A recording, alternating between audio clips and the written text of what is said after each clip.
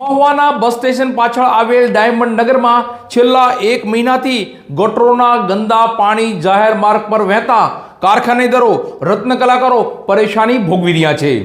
જો નગરપાલિકા તંત્ર તાત્કાલિક યોગ્ય પગલાં નહીં ભરે અને આ ગટરોના ગંદા પાણી વહેતા નહીં અટકાવે તો રોગચાળો ફાટી નીકળશે તે ચોક્કસ બાબત છે।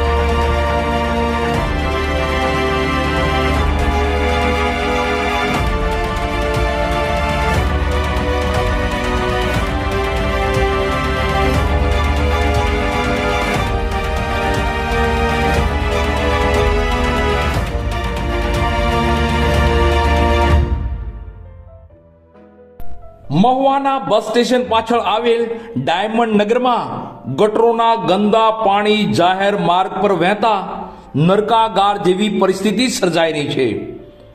રોગચાળો ફાટી નીકળવાની દહેશત તો છે જ, પણ હાલમાં આ વિસ્તારમાં શ્વાસ લેવાનું પણ મુશ્કેલ બન્યું છે।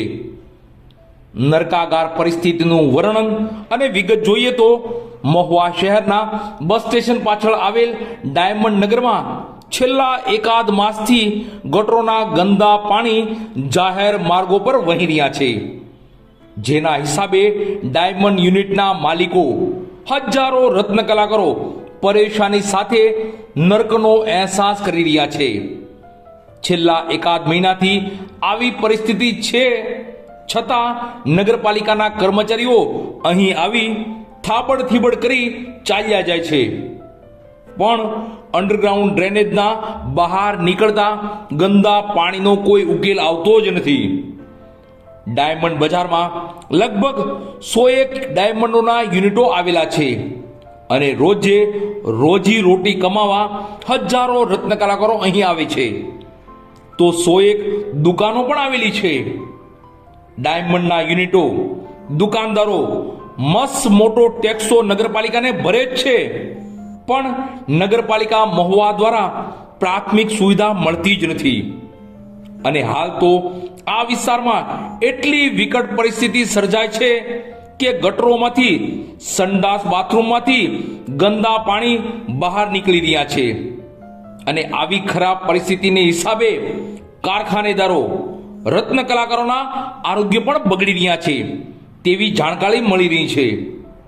અને જો આવી પરિસ્થિતિ હજુ પણ આગલા દિવસોમાં રહેશે તો લોકોના આરોગ્ય વધારે બગડશે તે ચોક્કસ બાબત છે। હીરાના કારખાનેદારો જણાવી રહ્યા છે કે તાત્કાલિક અંડરગ્રાઉન્ડ ડ્રેનેજનો પ્રશ્ન હલ નહીં થાય તો આગામી દિવસોમાં ટેક્સ પણ નહીં ભરીએ।